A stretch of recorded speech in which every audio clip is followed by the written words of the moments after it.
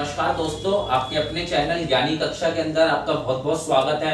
और आज हम नेट जेआरएफ पॉलिटिकल साइंस का एक बहुत ही इंपॉर्टेंट टॉपिक जिसका नाम एरिस्टोटल है वो पढ़ने जा रहे हैं। और इसको पढ़ाने से पहले मैं आपको बता दूं कि इसके गुरु प्लेटो के ऊपर मैं ऑलरेडी एक वीडियो बना चुका हूं और जो बच्चे वो वीडियो देखना चाहते हैं उसका लिंक मैं डिस्क्रिप्शन के अंदर डाल दूंगा। तो आइए शुरू करते हैं एरिस्टोटल के बारे में। तो जैसे कि मैंने आपको बताया कि एरिस्टोटल जो था वो शिष्य किसका था? वो शिष्य था प्लेटो का। तो प्लेटो कहाँ का रहने वाला था? प्लेटो था रहने वाला ग्रीक्स का। तो ये भी ग्रीक का रहने वाला है। कहाँ का रहने वाला है एरिस्टोटल? ग्रीक का रहने वाला है एरिस्टोटल। इसका जो जन्म हुआ है वो हुआ है 385 बीसी के अंदर। इसका जन्म हुआ है 385 बीसी में और इसकी मृत्यु हुई है 323 बीसी के अंदर। 323 बीसी के अंदर। अब जैसे कि एरिस्टोटल जो है मतलब कि इसको फादर ऑफ पॉलिटिकल साइंस बोला जाता है। इसको फादर ऑफ पॉलिटिकल साइंस बोला जाता है।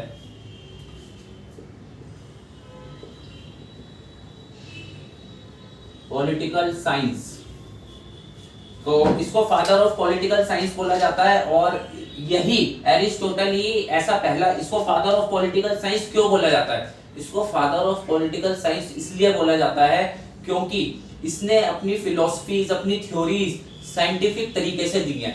अब मतलब एक बहुत ही ज्यादा सिस्टेमेटिक तरीके से दी है। इसके गुरु प्लेटो ने भी सिस्टेमेटिक देने की कोशिश करी थी कि वो भी सिस्टेमेटिक तरीके से दे, उसने भी सिस्टेमेटिक तरीके से दी है, लेकिन इसने उससे भी ज्यादा सिस्टेमेटिक तरीके से दी है। इसीलिए इसको फादर ऑफ पॉलिटिकल साइंस बोला जाता है। इसने पॉलिटिकल साइंस के अंदर साइंटिफिक स्टडी को लाया है। मतलब कि फर्स्ट ऐसा थिंकर है जिसने मतलब पॉलिटिकल साइंस को साइंटिफिक तरीके से समझने की और समझाने की कोशिश करी है। और इसको फादर ऑफ कंपैरेटिव पॉलिटिक्स भी बोला जाता है। इसको क्या बोला जाता है? एरिस्टोटल को फादर ऑफ कंपैरेटिव पॉलिटिक्स। इसको फादर ऑफ कंपैरेटिव पॉलिटिक्स क्यों बोला जाता है?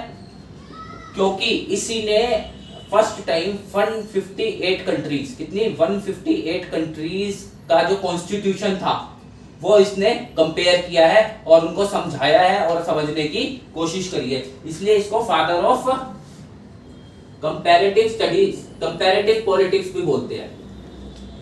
ठीक है, तो अभी तक इसकी बेसिक इंफॉर्मेशन हमने पढ़ी है कि ये ग्रीक का रहने वाला था। प्लेटो इसका गुरु है और इसका जन्म 385 बीसी में हुआ है, मृत्यु 323 में हुई है। फादर ऑफ पॉलिटिकल साइंस बोला गया है क्योंकि इसने साइंटिफिक स्टडी का सबसे पहले इस्तेमाल किया है। और इसको father of political comparative politics का फादर ऑफ कंपैरेटिव पॉलिटिक्स भी बोला जाता है। अब हम उसकी बेसिक लाइफ के बारे में जान चुके हैं। अब जैसे कि मैंने बताया कि प्लेटो जो था वो एरिस्टोटल का गुरु था, तो भाई गुरु का इन्फ्लुएंस तो बच्चे पे होगा ही। तो अब मैं बता रहा हूँ कि प्लेटो का क्या क्या इम्पैक्ट पड़ा है। मतलब इसने कई चीजें प्लेटो से ली भी हैं, लेकिन ये कई चीजों में प्लेटो के क्रिटिसिज्म में भी था। तो अब मैं बताता हूँ, मतलब प्लेटो जो था वो डेमोक्रेसी को नहीं मानता था। उसने क्या कहा था कि फिलोसोफर किंग होना चाहिए। तो ये जो एरिस्टोटल है ये भी डेमोक्रेसी में विश्वास नहीं रखता है। तो इसके हिसाब से भी मतलब प्लेटो जो था वो कहता था कि डेमोक्रेसी नहीं होनी चाहिए और एरिस्टोटल के हिसाब से भी डेमोक्रेसी नहीं होनी चाहिए। तो इसका मतलब हो गया कि नो डेमोक्रेसी, नो डेमोक्रेसी। दूसरा इसका जो था कि प्लेटो मानता था कि एक स्टेट के अंदर ही मानव का विकास हो सकता है। जैसे प्लेटो मानता था कि एक स्टेट होनी बहुत जरूरी है उसके अंदर ही एक बंदे का विकास हो सकता है। उसी प्रकार एरिस्टोटल ने भी स्टेट को बहुत इंपॉर्टेंट बताया है, given importance to state. Aristotle और प्लेटो दोनों ने स्टेट को बहुत इंपॉर्टेंट माना है, मतलब कि इंपॉर्टेंस ऑफ स्टेट।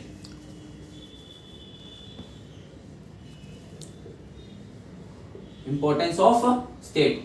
तीसरी बात जो दोनों के अंदर सिमिलर है वो ये है कि इसने माना है कि जो आदमी है, जो मैन है, जो ह्यूमन बीइंग है, वो सोशल है नेचर से। वो सोसाइटी के अंदर ही अपने जीवन को सही तरीके से व्यतीत कर सकता है, तो दोनों ने ये माना है कि जो आदमी है that is social in nature.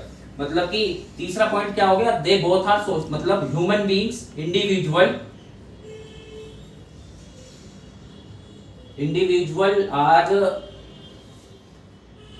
individual are nature, social in nature।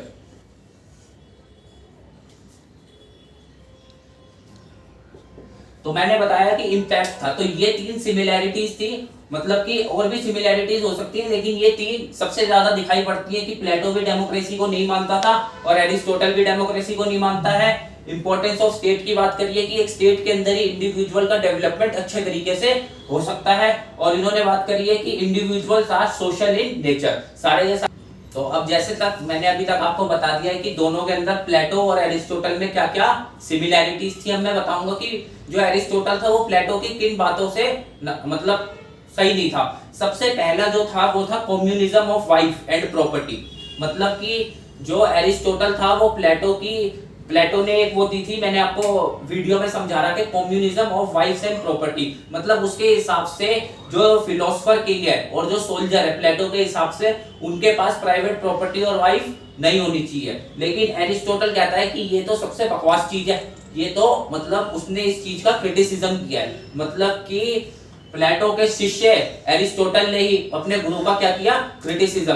तो उसने किस बात पे क्रिटिसिज्म किया है, communism of wives and property, communism of wives and private property, private property. ठीक है, क्योंकि एरिस्टोटल का मानना है कि जो फैमिली है वो एक बहुत ही इंपॉर्टेंट इंस्टीट्यूशन है और उसको खत्म करने से कोई अच्छी चीज नहीं होगी, क्या होगी, बेकार की चीज आएगी। दूसरा जो मेन है, मतलब कि जो दूसरा डिफरेंस है इसके अंदर, जो प्लेटो था वो डिडक्टिव रीजनिंग यूज करता था। जो प्लेटो था वो क्या करता था, डिडक्टिव रीजनिंग यूज करता था। तो दूसरा जो डिफरेंस है मतलब इन दोनों के बीच में, जो प्लेटो है उसने यूज किया है डिडक्टिव मेथड। प्लेटो ने क्या यूज किया है, प्लेटो ने यूज किया है डिडक्टिव मेथड।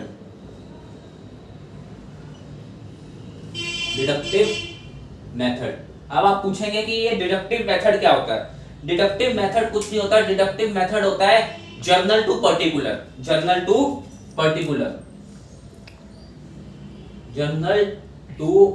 पर्टिकुलर।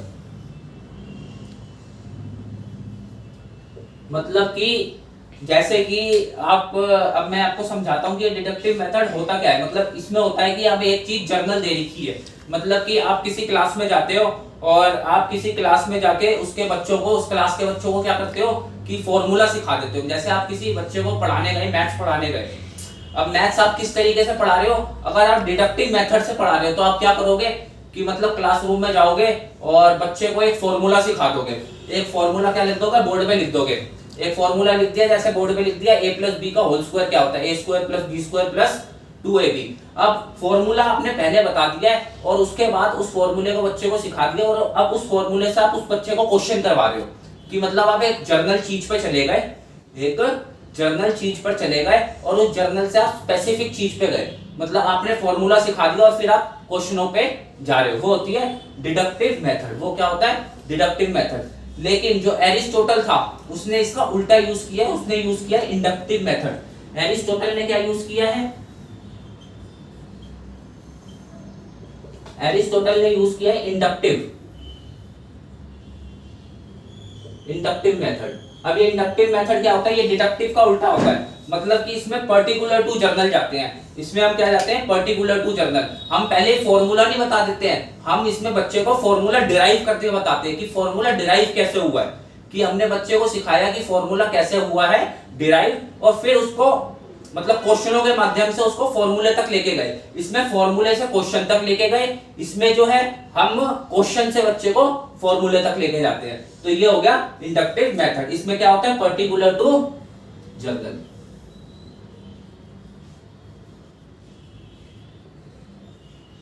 ठीक है, तो आपको ये चीज समझ में आ गई है, किस चीज की इसका मतलब क्रिटिसिज्म किया, communism of wife and private property का। एरिस्टोटल ने जो है वो कहा कि ये बात सही नहीं है, क्योंकि उसके हिसाब से फैमिली जो है एक बहुत ही इंपॉर्टेंट इंस्टीट्यूशन है।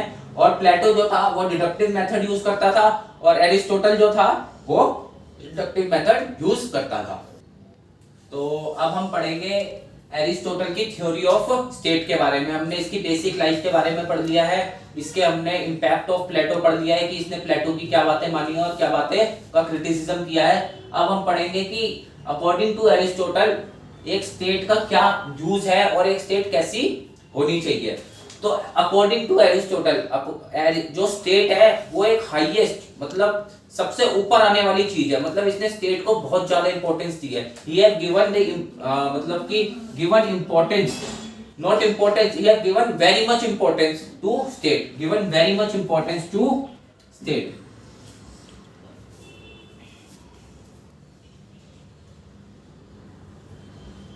Importance to state. भाई एरिस्टोटल का ये मानना है कि एक आदमी का विकास हो ही नहीं सकता, एक आदमी का विकास हो ही नहीं सकता जब तक स्टेट ना हो। मतलब कि इसने माना है for a holistic development of an individual, मतलब उसका सारे चीजों में उसका मोरल डेवलपमेंट भी हो, उसका फिजिकल डेवलपमेंट भी हो, उसका मेंटल डेवलपमेंट भी हो, मतलब हर चीज डेवलपमेंट कब पॉसिबल है, only and only in state. मतलब कि दूसरा इसका मतलब थ्योरी ऑफ स्टेट में इसका फीचर क्या हो गया, मतलब कि state is important for the development, for the holistic development of an individual. State is useful for development of individual, for development of individual. ठीक है जी, तो इतनी बातें आपको समझ में आ गई है थ्योरी ऑफ स्टेट में। तो इसका कहना ये भी है कि इसने कोटेशन भी दी है, इसने सही सारी कोटेशंस दी है स्टेट के ऊपर। इसने कहा है कि the group of families make a state, ठीक है। तो और इसने क्या क्या कहा है, और इसकी एक कोटेशन है कि बहुत इंपॉर्टेंट कोटेशन है इसकी दूसरी, कि chronologically man may be prior to the state, chronologically man may be prior to the state but logically state is prior to man। मतलब ये कहता है कि चाहे आदमी ह्यूमन बीइंग्स स्टेट से पहले आए हो, लेकिन जब उनकी डेवलपमेंट की बात आएगी तो स्टेट उनसे पहले आएगी। ओके, और इसने और भी एक बात की है, इसने कहा है कि man is a social as well as political animal. मतलब इसने बोला है कि जो मैन है वो स्टेट के बिना रह ही नहीं सकता, क्योंकि वो एक सोशल एनिमल है, वो एक पॉलिटिकल एनिमल है। ये इसकी बहुत ही इंपॉर्टेंट कोट्स हैं कि man is social and political animal. क्या बोला इसने,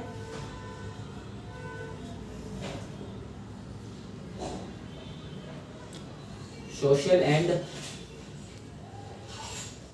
पॉलिटिकल एनिमल।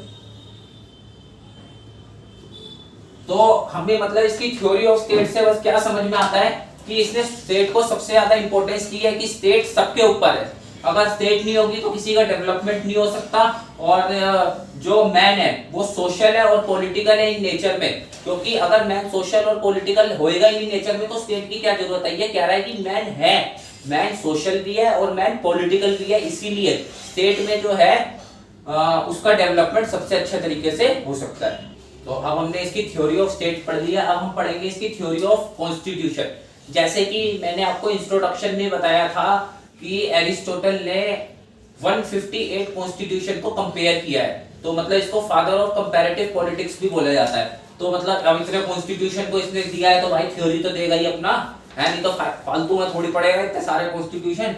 तो अब इसकी थ्योरी ऑफ कॉन्स्टिट्यूशन के बारे में बात करेंगे। जैसे कि अभी मैंने आपको समझाया थ्योरी ऑफ स्टेट में कि स्टेट जो है मोस्ट इंपॉर्टेंट है for the development of its human beings, जो मतलब उसके अंदर रह रहे हैं बंदे।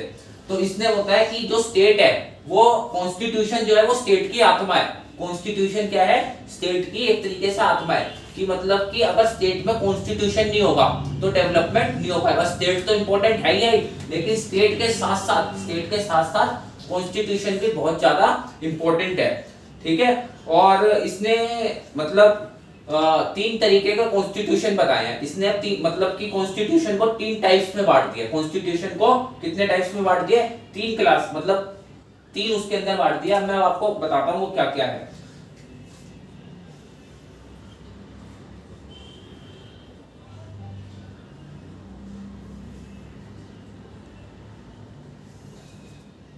नंबर ऑफ रूलिंग क्लास, उसके बाद नॉर्मल फॉर्म,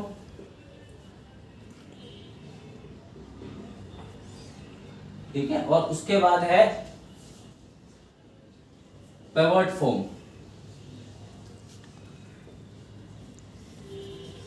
पिवट फॉर्म या करप्ट भी बोल सकते हैं इसको, क्या बोल सकते हैं, करप्ट, ठीक है। तो इसने जो है, इसने क्या बोला है कि एक तो नॉर्मल फॉर्म होती है कॉन्स्टिट्यूशन की, एक क्या हो जाती है, मतलब कॉन्स्टिट्यूशन को इसने तीन टाइप में बांट दिया है, तीन टाइप में बांटा है। एक होती है उसकी नॉर्मल फॉर्म और एक होती है उसकी पिवट फॉर्म। नॉर्मल फॉर्म मतलब जो उसकी सही फॉर्म है, नॉर्मल फॉर्म मतलब जो उसकी सही फॉर्म है, और पिवट फॉर्म जो मतलब कि उसके अंदर डिस्टर्बेंस करके वो करप्ट बन गई है, ठीक है। तो मतलब कि नंबर ऑफ रूलिंग क्लास, जिसके अंदर एक का ही रूल चलता है, जिसके अंदर एक बंदे का ही रूल चलता है, उसको हम क्या कहते हैं, उसको हम कहते हैं मोनार्की, उसको हम क्या कहते हैं, मोनार्की। तो मोनार्की जो इसके हिसाब से है वो है प्योर फॉर्म, वो है normal form of, normal form है वो, क्या है, मोनार्की, मोनार्की, ठीक है।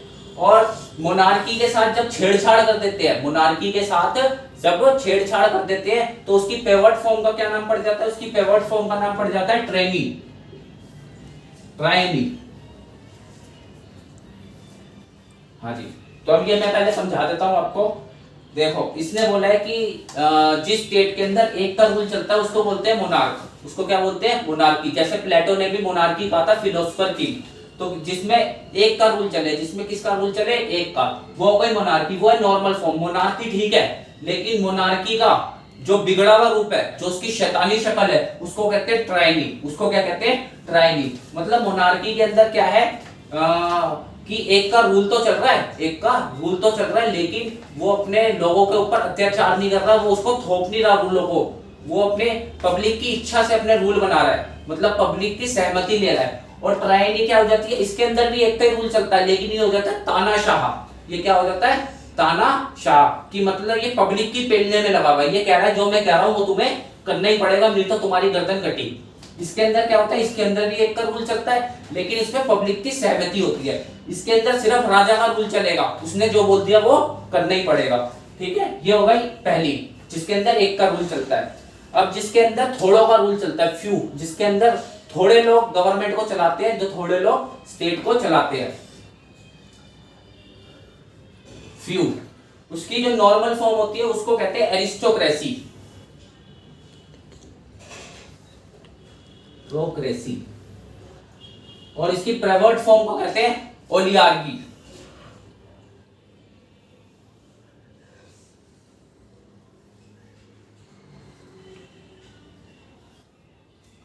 ठीक है जी।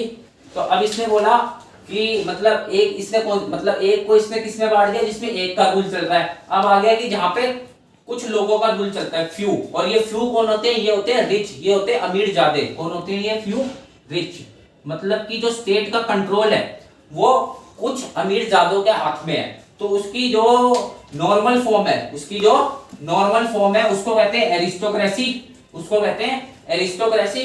और उसकी शैतानी फॉर्म को, उसकी पिवट फॉर्म को, उसकी करप्ट फॉर्म को कहते हैं ओलिगार्की, मतलब कि जब उस चीज का गलत इस्तेमाल करने लग जाते हैं। अब आ जाते हैं थर्ड। अब इसने जो तीसरा बांटा है वो है मैनी, वो है मैनी, मतलब जहां पे बहुत सारे लोगों का रूल चलता है, जहां पे बहुत सारे लोगों का रूल चलता है। तो उसकी जो नॉर्मल फॉर्म है, जो उसकी नॉर्मल फॉर्म है वो है पोलिटी,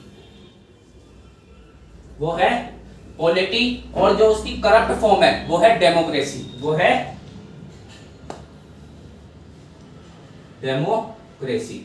तो इससे ही हमें पता लग जाता है, जैसे कि इसका गुरु प्लेटो डेमोक्रेसी को गलत कहता था, ये भी डेमोक्रेसी को क्या कह रहा है, पिवट फॉर्म कह रहा है, करप्ट फॉर्म कह रहा है। उसकी जो प्योर फॉर्म है वो है पॉलिटी, जहां पे कई लोगों का काम चले, रूल, मतलब कई लोगों का रूल चले, उसको कहते हैं, मतलब उसकी नॉर्मल फॉर्म को कहते हैं पॉलिटी और उसकी करप्ट फॉर्म को कहते हैं डेमोक्रेसी। अब आपको समझ में आ गया होगा, जहां पे एक का रूल चलता है, जो उसकी नॉर्मल फॉर्म है वो है मोनार्की, जो पिवट फॉर्म है वो ट्रेनी। उसके बाद जहां पे फ्यू लोगों का रूल चलता है और वो फ्यू लोग कौन है, रिच, उसकी नॉर्मल फॉर्म है एरिस्टोक्रेसी और उसकी पिवट फॉर्म है ओलिगार्की।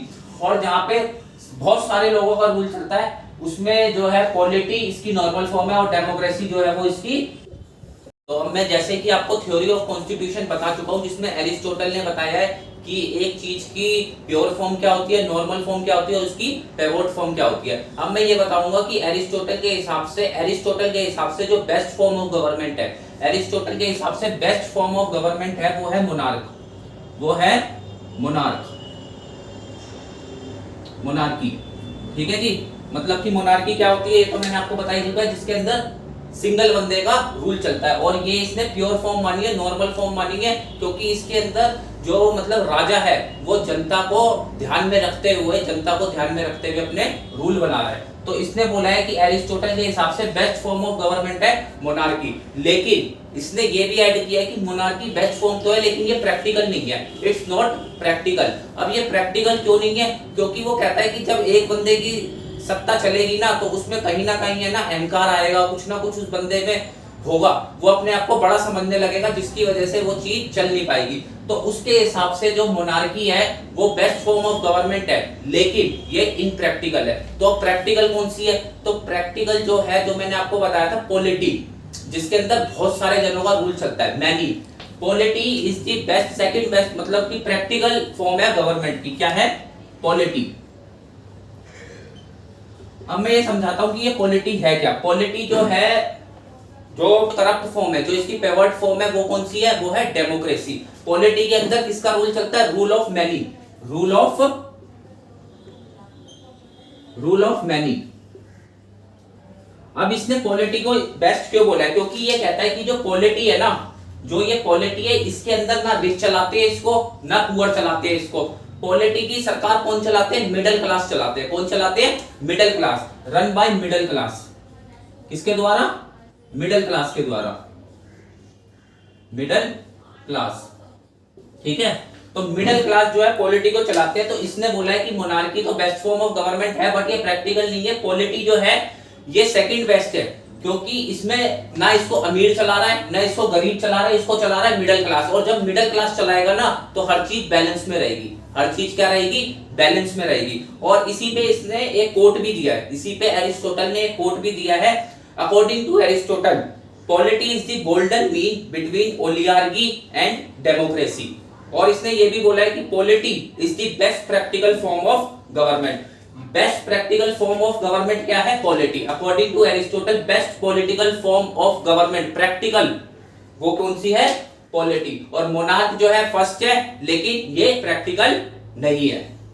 तो स्टूडेंट्स अब हम पढ़ेंगे थ्योरी ऑफ सिटीजनशिप, मतलब एरिस्टोटल के हिसाब से सिटीजनशिप क्या है। इसने जो सिटीजनशिप है ना उसको ड्यूटी से इक्वेट किया है। मतलब इसने बोला है citizenship is equals to duty.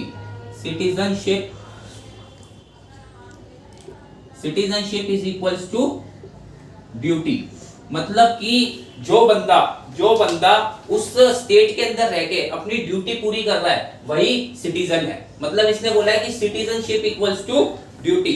अब इसने बोला है, तो सिटीजनशिप आपको समझ में आ गया, सिटीजनशिप का मतलब है ड्यूटी। अब ये बताएगा कि सिटीजन्स कौन है, सिटीजन सिर्फ और सिर्फ वो है जो पार्टिसिपेट करते हैं लॉ मेकिंग प्रोसेस के अंदर। कौन है citizen, who are participating in law making process. Adults, लेकिन बच्चे नहीं, adults who are participating in law making process are called citizen. तो सिटीजन्स कौन हो गए, सिटीजन्स हो गए आपके हु पार्टिसिपेट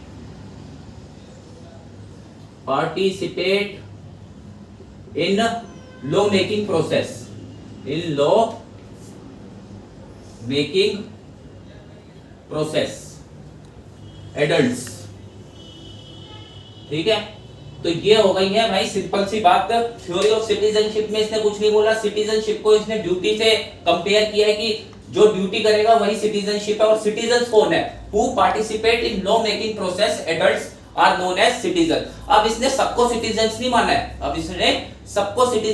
है, इसने कहा है कौन कौन सिटीजन्स नहीं है। अब तो ये बता दिया कि सिटीजन जो एडल्ट लॉ मेकिंग प्रोसेस में हेल्प कर रहे हैं उन्हीं को सिटीजन माना जाएगा।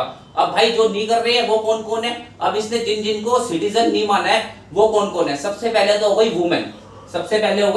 वुमेन, वुमेन को इसने सिटीजन नहीं माना है, क्योंकि इसके हिसाब से ये घर के कामकाज में लगी रहती है तो इनको मौका नहीं मिलेगा कि ये लॉ मेकिंग प्रोसेस में अपना हाथ बटा सके। दूसरे हो गए ओल्ड पर्सन, दूसरे हो गए ओल्ड पर्सन। बूढ़े लोगों को भी इसने सिटीजन की कैरेक्टरिस्टिक्स में नहीं रखा है, कह रहे भाई ये तो बोझ हो रहे हैं एक तरीके से। तीसरे हो गए बच्चे, तीसरे हो गए चिल्ड्रन, चिल्ड्रन भी सिटीजन की कैरेक्टरिस्टिक्स में नहीं आएंगे। और चौथे हो गए स्लेव्स, चौथे कौन हो गए? स्लेव्स, गुलाम। तो बस यही है इसकी थ्योरी ऑफ सिटीजन, कुछ नहीं है। Citizenship equals to duty. Citizen कौन है? जो पार्टिसिपेट करते हैं लॉ मेकिंग प्रोसेस में। और कौन कौन सिटीजन नहीं है? वुमेन सिटीजन नहीं है, ओल्ड पर्सन सिटीजन नहीं है, चिल्ड्रन सिटीजन नहीं है और स्लेव सिटीजन नहीं है। अब हम पढ़ेंगे थ्योरी ऑफ स्लेवरी। भाई एरिस्टोटल के हिसाब से जो स्लेवरी है ना वो यूजफुल है, जो स्लेवरी है वो यूजफुल भी है और वो नेचुरल भी है। वो कहता है कि स्लेव होने जरूरी है, स्लेवरी होनी जरूरी है, इसका मत ये है। तो इसने जो है स्लेव्स को दो पार्ट्स में बांटा है। एक तो स्लेव्स बाय नेचर, एक हो गए कौन से? स्लेव्स बाय नेचर, और एक हो गए स्लेव्स बाय लॉ। अब मैं इन दोनों चीजों को आपको समझा रहा हूं कि ये मतलब स्लेव्स ऑफ नेचर क्या, स्लेव्स बाय नेचर और slaves by law. Slaves by law तो वो बंदे हो गए जैसे दो देशों के बीच में भिड़ंत हो जाती है तो जो सैनिक बच जाते हैं उनको वो प्रिजनर्स बना लेते हैं। जो जीत जाता है वो दूसरे सैनिक को क्या बना लेते हैं, जो दूसरे उनके सैनिक होते हैं उनको वो क्या बना लेते हैं? प्रिजनर बना लेते हैं और उनको वो बना देते हैं गुलाम। तो ये तो होगा स्लेव्स बाय लॉ, मतलब कि prisoners of war, prisoners of war, prisoners of war. ये तो हो गए स्लेव्स बाय लॉ। अब एक होगा स्लेव्स बाय नेचर। अब ये कहता है कि भाई भगवान ने ही है ना, भगवान ने ही हमारे अंदर मतलब कि दो तरीके के लोग पैदा किए हैं। एक तो जो मेंटली स्ट्रॉन्ग है, इसका कहना क्या है कि भगवान ने दो तरीके के लोग पैदा किए हैं। एक तो जिनका दिमाग स्ट्रॉन्ग है और एक जिनके अंदर काम करने की क्षमता है। तो जिनके अंदर काम करने की क्षमता है और जिनकी मोटी बुद्धि है, मतलब जो गधे टाइप के है, गधों से तुम कितना काम करवा लो कर लेंगे, लेकिन उनसे बुद्धि लगवाओगे ना तो उनसे बुद्धि नहीं लगेगी। उनसे क्या नहीं लगेगी? बुद्धि। तो यही बात इसने की है कि भाई दो तरीके के लोग पैदा किए, एक बुद्धिमान लोग पैदा किए और एक मंद बुद्धि पैदा किए। तो जो बुद्धिमान होगा वो बनेगा रूलर, जैसे इसके गुरु प्लेटो ने कहा था, जिसके पास रीजन होगा वो बनेगा राजा, और जिसके पास रीजन नहीं होगा वो क्या बनेगा? वर्कर। तो ये भी यही कह रहा है कि जिसके पास दिमाग होगा वो बनेगा राजा, और जिसके पास दिमाग नहीं होगा, काम करने की क्षमता होगी, गधा मजदूरी करने की क्षमता होगी, रिक्शा चलाएंगे, ढोले चलाएंगे, वो हो जाएंगे स्लेव्स बाय नेचर। मतलब उनको भगवान ने ऐसा पैदा किया कि तुम गधा मजदूरी करो। तो स्लेव्स बाय लॉ हो गए, प्रिजनर्स ऑफ वॉर, और स्लेव्स बाय नेचर हो गए जो भगवान ने पैदा किए, कि भाई इनमें काम करने की क्षमता तो बहुत दी है लेकिन इनको मेंटल वो नहीं दिया है। तो अब ये कहता है, अब इसने बताया कि ये जो अभी मैंने आपको बताया कि इसने बोला कि स्लेवरी जो है ना वो यूजफुल भी है, स्लेवरी जो है वो यूजफुल है। तो अब वो यूजफुल कैसे है? अब ये बोलता है कि भाई जिस बंदे के पास दिमाग ही नहीं है वो अपनी जिंदगी कैसे आगे बढ़ाएगा? तो ये कहता है कि जिस बंदे के पास दिमाग नहीं है उसको गुलाम बना लो। किसका गुलाम बना लो? जिसके पास है दिमाग। अब वो दिमाग वाले के साथ रहेगा, तो कुछ दिमाग वाली चीजें सीखेगा। तो इससे जो उसका काम करवा रहा है उसका भी फायदा, और जो ये गुलाम बना हुआ है इसका भी फायदा। तो इसने प्रूफ कर दिया कि भाई स्लेवरी जो है वो जरूरी है, स्लेवरी क्या है? वो यूजफुल है। अब थ्योरी ऑफ स्लेव्स आपसे पढ़ ली है जो कि बहुत सिंपल सी बात थी। अब आ गई है थ्योरी ऑफ प्रॉपर्टी की। थ्योरी ऑफ प्रॉपर्टी ये अपने गुरु प्लेटो से, पहली बात तो जो इसका गुरु था प्लेटो, वो किस चीज की बात करता था? वो बात करता था communism of wife and property की, मतलब कि प्रॉपर्टी की। इसने इस बात को सिरे से नकार दिया। इसने कहा कि भाई ये बात बिल्कुल ठीक नहीं है, सबकी प्राइवेट प्रॉपर्टी होना बनती है, कम्युनिज्म की कोई ऐसी बात नहीं है। तो इसने जो है प्रॉपर्टी को दो पार्ट्स के अंदर बांटा है। इसने प्रॉपर्टी को कितने पार्ट्स में बांटा है? इसने प्रॉपर्टी को बांटा है दो पार्ट्स में। वो मैं लिख रहा हूं कौन कौन से दो पार्ट्स हैं। एक तो है भाई साहब आपका एनिमेट और एक है इनएनिमेट। एनिमेट मतलब कि जो लिविंग है, एनिमेट मतलब कि जो लिविंग है, जो है लिविंग, और ये मतलब लिविंग प्रॉपर्टी मतलब कि, और ये होगा जैसे इनएनिमेट होगा नॉन लिविंग। तो मतलब कि भाई दो तरीके की इसने प्रॉपर्टी बताई है, एक एनिमेट प्रॉपर्टी बताई है, एक इसने इनएनिमेट प्रॉपर्टी बताई है। एनिमेट प्रॉपर्टी में लिविंग प्रॉपर्टी आ गई, मतलब कि प्रॉपर्टी जैसे तुम्हारे स्लेव्स, जो स्लेव्स है वो जिंदा है, जो तुम्हारे गुलाम है, वो इसने कैटेगराइज कर दिया एनिमेट के अंदर। मतलब एनिमेट के अंदर कौन सा आ गए, लिविंग के अंदर कौन सी प्रॉपर्टी आ गई, ये आ गई स्लेव्स। कौन आ गए, स्लेव्स। और इनएनिमेट नॉन लिविंग, जैसे तुम्हारी घर हो गया, तुम्हारी गाड़ी हो गई, बंगला हो गया, मतलब कि मटेरियल थिंग्स। कौन सी थिंग्स हो गई, मटेरियल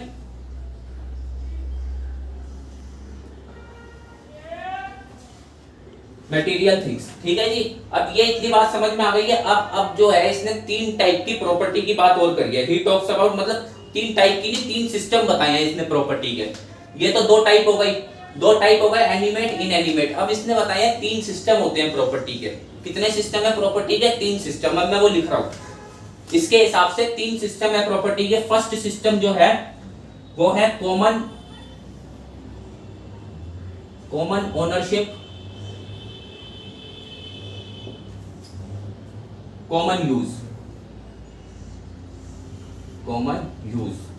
दूसरा है common ownership, individual use.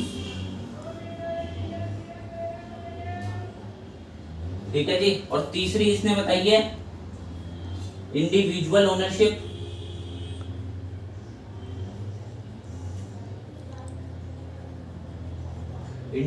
Ownership, और कॉमन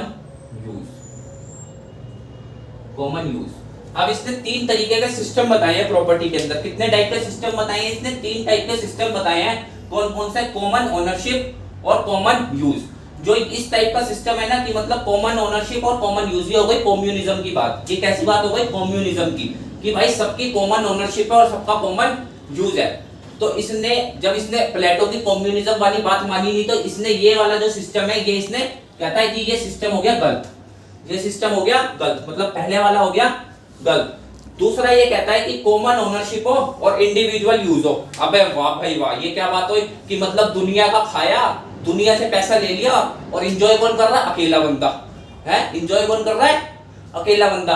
तो ये भी इसने क्या कर दी, ये भी इसने सिरे से खारिज कर दी। इसने बोला कि इंडिविजुअल ओनरशिप और कॉमन यूज। अब इसने क्या बोला कि भाई ऐसा सिस्टम होना चाहिए प्रॉपर्टी के अंदर कि अगर कोई अमीर बंदा है, और उसने बहुत सारी प्रॉपर्टी बना रखी है, मतलब वो इतनी प्रॉपर्टी का यूज भी नहीं कर पाता, तो उसको कॉमन यूज के लिए अपनी प्रॉपर्टी देनी चाहिए। तो इसने बोला कि कौन सा सिस्टम चलना चाहिए प्रॉपर्टी के अंदर, सिस्टम चलना चाहिए इंडिविजुअल ओनरशिप और कॉमन यूज का। इंडिविजुअल ओनरशिप और कॉमन यूज। तो बस यही है इसकी थ्योरी ऑफ प्रॉपर्टी। दो टाइप के अंदर बांट दी है, एनिमेट इनएनिमेट। एनिमेट लिविंग जो कि स्लेव्स हो गए, inanimate non living material things हो गई। उसके बाद तीन सिस्टम बता दिए इसने प्रॉपर्टी के, कॉमन ओनरशिप, कॉमन थिंग्स जो कि गलत है इसके हिसाब से, फिर कॉमन ओनरशिप, इंडिविजुअल यूज ये भी गलत है इसके हिसाब से, और सही कौन सा है इसके हिसाब से, individual ownership and common use. हाँ जी, तो अब हम पढ़ चुके हैं थ्योरी ऑफ प्रॉपर्टी। अब हम आगे आ जाते हैं एरिस्टोटल की थ्योरी ऑफ जस्टिस पे। इसने जस्टिस भी इसके हिसाब से मतलब कुछ बड़ी बात नहीं है। इसने जस्टिस को दो पार्ट्स के अंदर बांट दिया है। इसने क्या किया, जस्टिस को कितने पार्ट्स में बांटा है, दो पार्ट्स के अंदर। पहला पार्ट है डिस्ट्रीब्यूटरी जस्टिस। पहला कौन सा है, डिस्ट्रीब्यूटरी जस्टिस, और दूसरा है रेक्टिफैक्ट।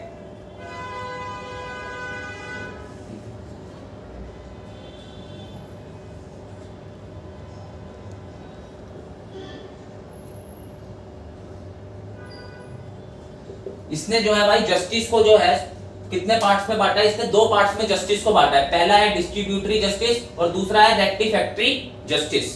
तो पहली बात मतलब अब मैं समझाता हूं कि ये डिस्ट्रीब्यूटरी जस्टिस क्या है। डिस्ट्रीब्यूटरी जस्टिस कुछ नहीं है। डिस्ट्रीब्यूटरी का मतलब है कि सामान को इस तरीके से डिस्ट्रीब्यूट करना, मतलब सामान इन द सेंस जो तुम्हारे पास रिसोर्सेज हैं, जो तुम्हारे पास काम है, जो तुम्हारे पास इनकम है, जो तुम्हारे पास लैंड, मतलब जो भी स्टेट के पास है, उसको इस तरीके से डिस्ट्रीब्यूट करना कि किसी के पास मतलब उसको मतलब इस तरीके से डिस्ट्रीब्यूट करना कि जो जितना हकदार है उसको इतना मिले, जितनी मेहनत की है उसको उतना मिले। तो वही इसके हिसाब से हो गया डिस्ट्रीब्यूटरी जस्टिस।